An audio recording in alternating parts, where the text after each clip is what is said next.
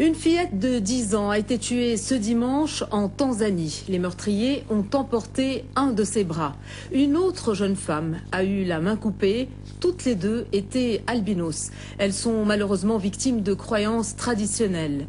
Le Burundi n'est pas épargné par ces crimes rituels. Emmanuel Sodji, Jeanne Mouvira. Ces albinos se sont désormais regroupés à cause de ce qu'ils vivent. Depuis quelques semaines, ils sont traqués par une bande de tueurs. Des criminels qui sillonnent l'est du Burundi à la recherche de leurs organes. Les parties de leur corps seraient très prisées dans le milieu de la sorcellerie en Tanzanie. On dit que les membres des albinos, c'est-à-dire les cheveux, les membres du corps, on peut dire les cheveux, les bras, les pieds, les os, si on les mélange avec des choses de la sorcellerie, on peut trouver beaucoup de l'argent, beaucoup de l'or dans les provinces où se trouve de l'or. Les albinos sont de quoi être inquiets face à l'ignorance de sorciers leur attribuant des pouvoirs magiques.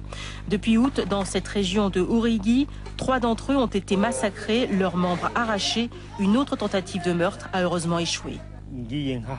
Quand je vais quelque part, on me dit que je mérite d'être échangé contre de l'argent. J'ai peur, je n'arrive pas à fermer l'œil. Le mouvement de panique est tel que la cinquantaine d'albinos réfugiés ici est sous la protection de la police. Chaque déplacement, même à l'école, suscite la peur. Pour aller aux toilettes, si la police n'est pas disponible, je désigne un plus grand pour les accompagner, pour éviter qu'on les enlève. Cette chasse à l'albinos est prise très au sérieux dans la région. Des deux côtés de la frontière, au Burundi et en Tanzanie, tous les albinos ont reçu l'instruction de s'enregistrer auprès des autorités.